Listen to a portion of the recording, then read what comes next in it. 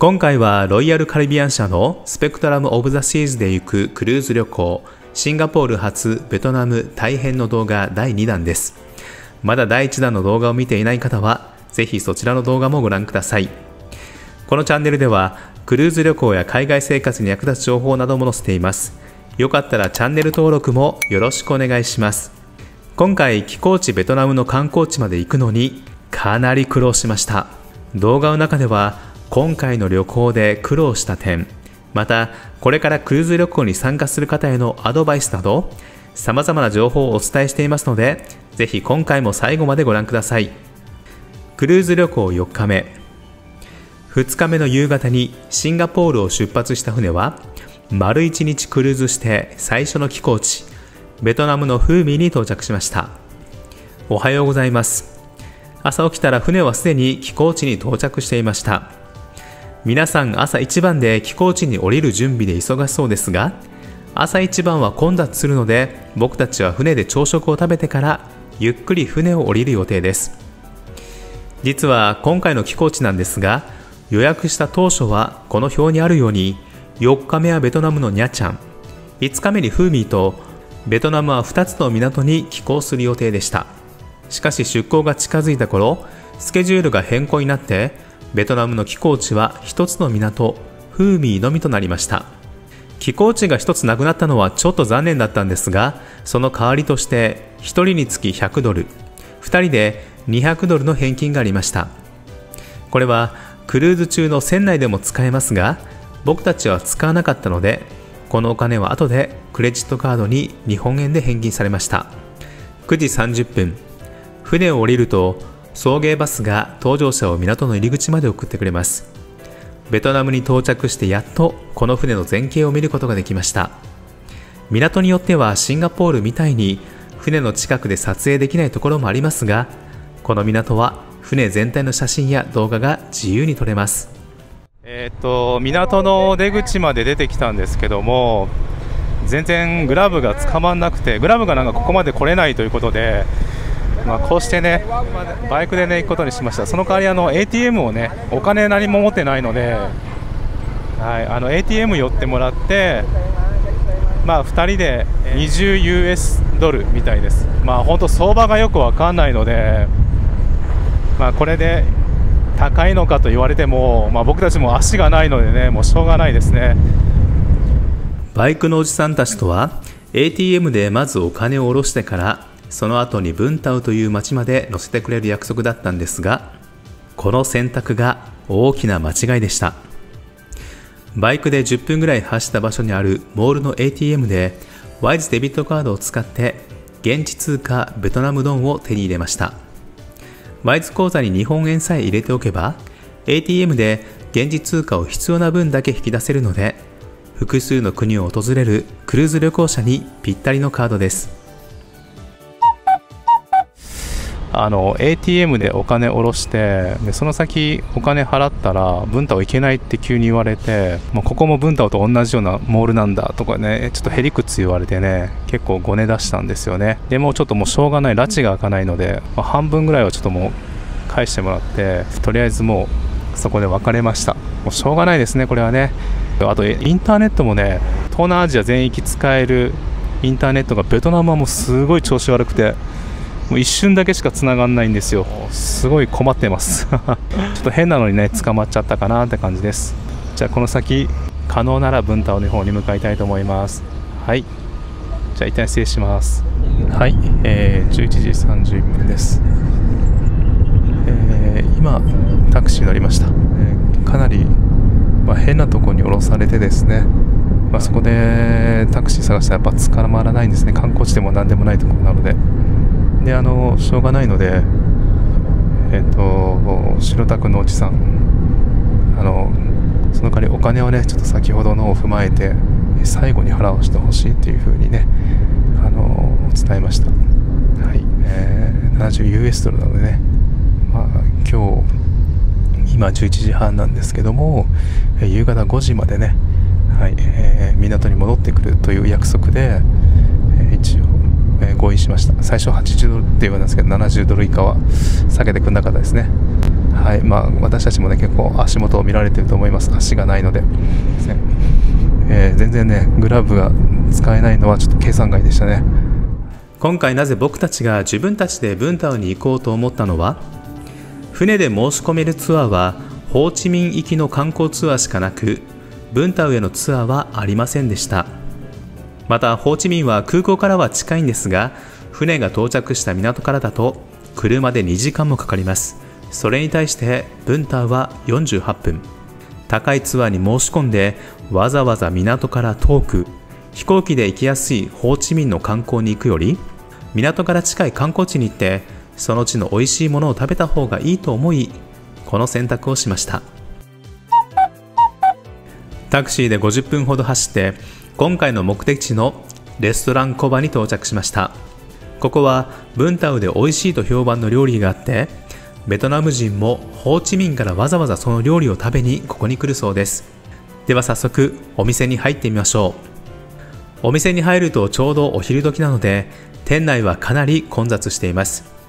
店内を見渡すとほとんどベトナム人のお客さんで満席になっています。席に座るとすぐ店員さんがレタスや大葉、香草などを持ったお皿と刻んだ野菜、またウェットティッシュをテーブルに置いていきました。どうやらこちらの料理はこの野菜と一緒に食べるみたいです。しばらくすると注文したブンタウ名物バインコが来ました。見た目は小さなクレープ生地につみれのようなものとネギが乗っています。また違う種類のバインコも注文しました。こちらにはエビが乗っていますが、他はすべて同じ具材のようです。たこ焼きを平たくして具を乗せたらこんな感じになりそうです。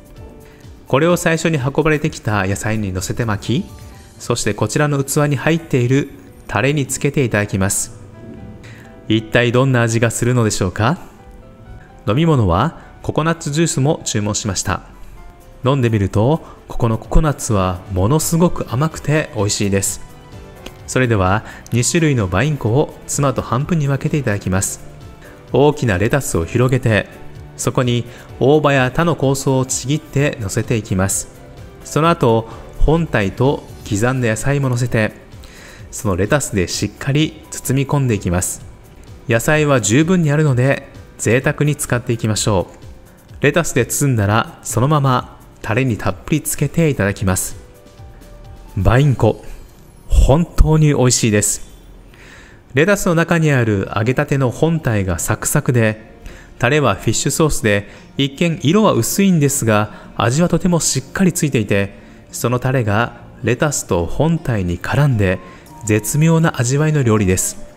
本体は揚げ物なのでちょっと脂っこいかなと思っていたんですが、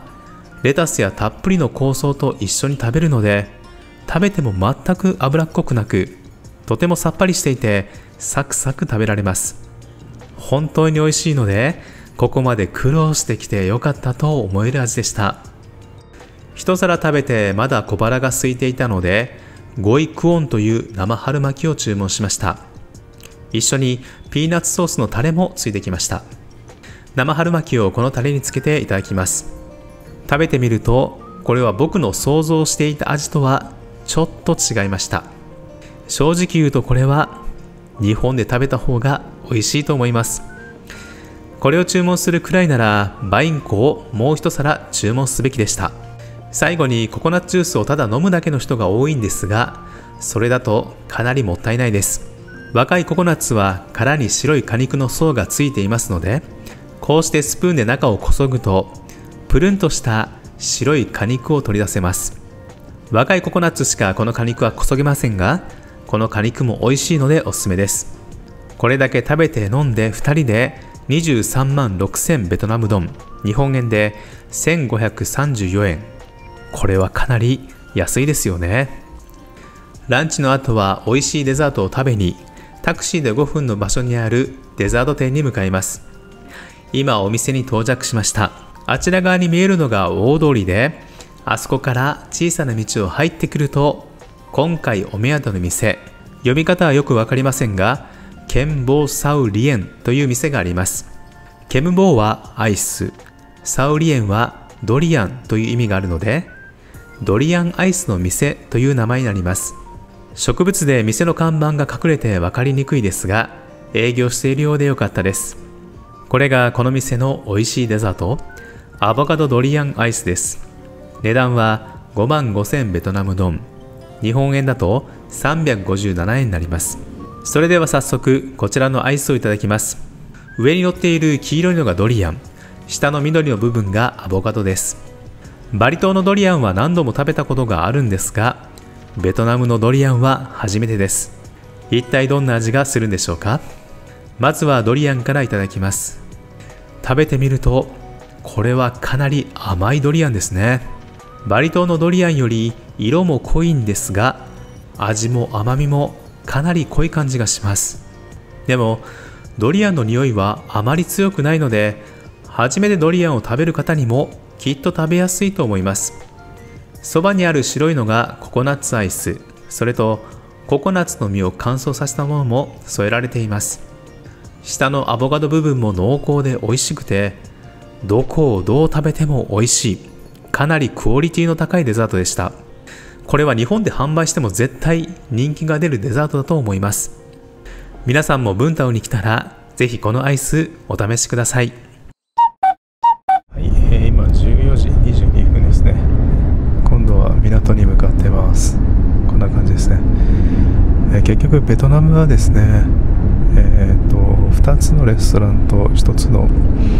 デザートをね食べに行こうと思ってたんですけども、1つ目のレストランでもお腹いっぱいになってしまったので、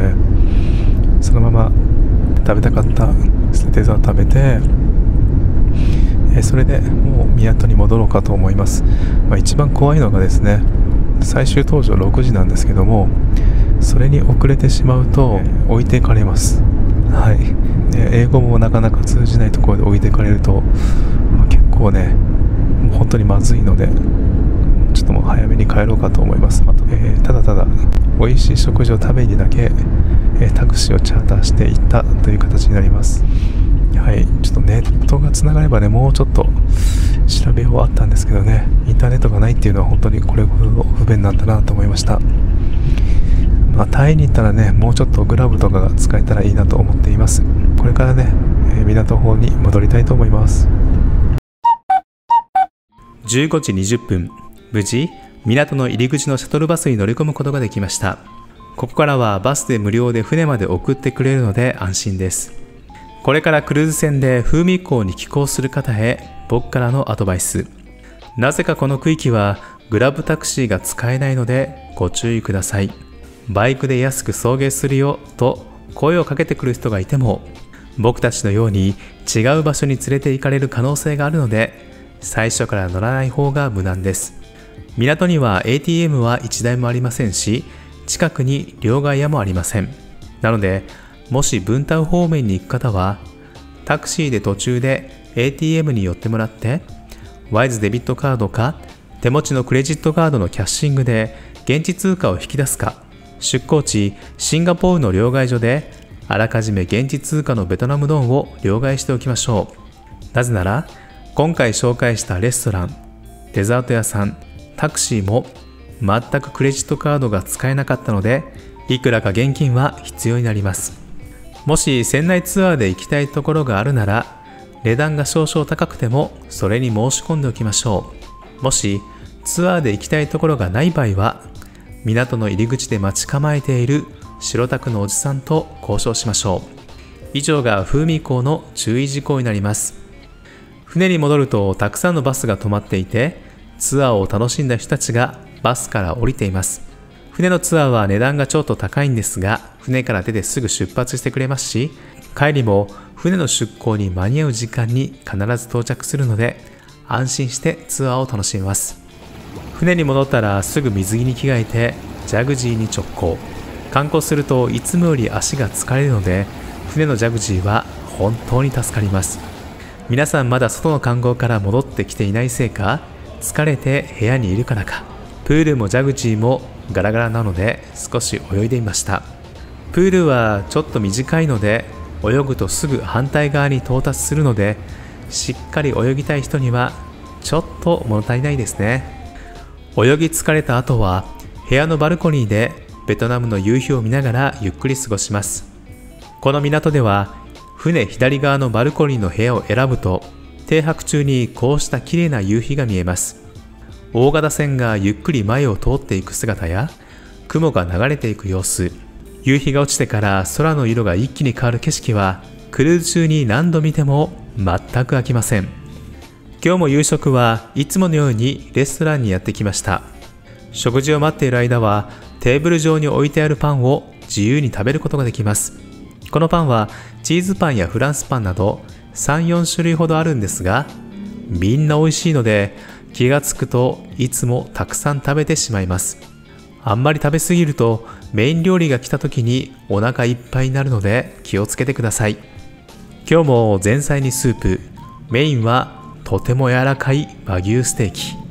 美味しいデザートとコーヒーなど豪華な夕食をいただきました。食後に船内を散歩しているとシープレックスでバンパーカーズがやっていたので参加しました。ただ走行していても楽しくないので、今回は妻の車にひたすらぶつけて楽しむという全く大人げない運転をしたんですが、妻も慣れたもので難なくかわされてしまいました。何でもありのゴーカートなので大人でも結構楽しめます。次は2階の卓球台が空いていたのでまだ妻と勝負。昔から旅館やホテルに卓球台があるといつも勝負していたので、クルーズ船でも卓球台が空いていたら条件反射で体が動いてしまいます。21時45分、今日もロイヤルシアターでデュオフリーアクションというショーがあるので観覧しました。男女のペアで舞台上にある布を器用に使って流れる音楽に合わせて、ある時はバレエのような優雅な踊り、ある時は布を使ってサーカスの曲芸のような動きなど、女性独特の繊細な動きやまた男性の力強いパフォーマンスが楽しめます。ものすごい技の連続で大変なはずなのに、見ている側にはとても優雅に見える本当に素晴らしいショーでした。はい、おはようございます。今朝の6時ですね。今日はもう一日船の上になるので、こういったイベントを楽しむ日になってますので、はい、楽しそうなねイベントがあったらね、参加したいと思います。はい、それではシャワーを浴びて、朝食食べに行きたいと思います。7時45分、朝食を食べた後はサンライズエクササイズに参加しました。朝一番のプログラムなのでリラックスしながら参加できると思っていたら、朝食ビュッフェでお腹いっぱいになったところにいきなりの連続ジャンプ。これは正直きつかったです。45秒間筋トレ、その後15秒休憩というひたすらハードな筋トレの連続で、ビリーズブートキャンプのようなかなりきついプログラムでした。8時30分、今度はカフェ270に移動してモーニングストレッチ。このプログラムは体の各部位を意識してしっかり伸ばせるので、気候日以外の日は毎日参加しています。こちらのプログラムは朝食後お腹いっぱいでも安心して参加できます。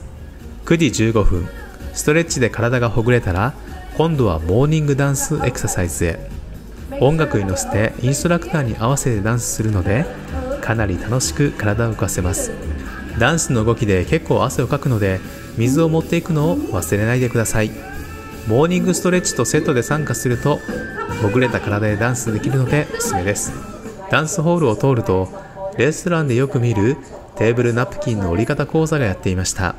時間的には参加できませんでしたが、これも面白そうなイベントでした。屋上に行くとロッククライミングが空いていたのでまた参加しました。前回妻は真ん中のコースだったので、今回は一番左のコース。コツをつかんだのか、今回は軽々壁を登って頂上の鐘を鳴らして一気にクリアしていました。僕は一番右側のコースに挑戦。このコース、上の部分が手前側に傾斜していて、上に行けば行くほどきつくなります。ちょっと上で手こずってしまいましたが、なんとか僕もクリアできました。壁を登るという単純ですが、やってみるとかなり楽しいアトラクションです。10時30分、アーツ&クラフトワークショップのイベントにやってきました。こちらは自分で手作りのグリーティングカードを作るイベントのようです。司会者からハサミと厚紙と模様のついた紙をもらって自分の好きなようにカードを作る、かなりセンスが問われる芸術性の高いイベントです。こちらが僕が作ったカード。カードを開くと折り鶴が羽を開くおしゃれなカードを作りたかったんですが、鶴の折り方を完全に忘れていて、カードを開くと得体の知れない生き物が現れる不気味なカードになっています。こちらが妻が作ったカード。何層にも折り重なっていて、開くといろんな色の紙が現れます。ところどころワンポイントで模様を入れていたりなど、女性らしいおしゃれな感じにカードが仕上がっています。完成した作品から雑な性格な僕と几帳面な妻の性格がよくわかるイベントでした。この後、昼食ブッフェを食べたら眠くなって夕方までぐっすり寝てしまいました。夕方屋上を歩いていると、ちょうどスカイダイビングアイフライのレッスンが行われていました。インストラクターが模範を示しながら丁寧に教えています。そしてこちら側ではちょうどサーフィンのレッスン中でした。この人もうすでにレッスンが必要ないぐらいめちゃめちゃ上手でした。どちらも有料になるんですが、個人レッスンを受けると格段にレベルアップできそうです。こちらでは男性がシャッフルボードを楽しんでいました。今一つこのスポーツのルールがわからなかったんですが、ああやって楽しむんですね。また後で妻と一緒に遊んでみたいと思います。もう日が暮れる時間で結構涼しいんですが、まだプールに入っている人もいます。そして今日もゴンドラが動いていて空中散歩を楽しんでいます。クルーズ中の夕方のゴンドラは以前のクルーズ旅行で乗ったんですが、ドローン映像のように上からの視点で船が見れるし、沈む夕日も見れるのでおすすめです。夕食の時間になったので、いつものようにレストランへ。今日も美味しいスープと前菜のエビフライ、メインのニューヨークステーキ、ケーキとコーヒーをいただきました。食後に屋上を歩くと、船の上はライトアップされていてとても綺麗でした。階段で一番上の部分に登ると、初日に渡った床がガラス張りの部分も綺麗にライトアップされていました。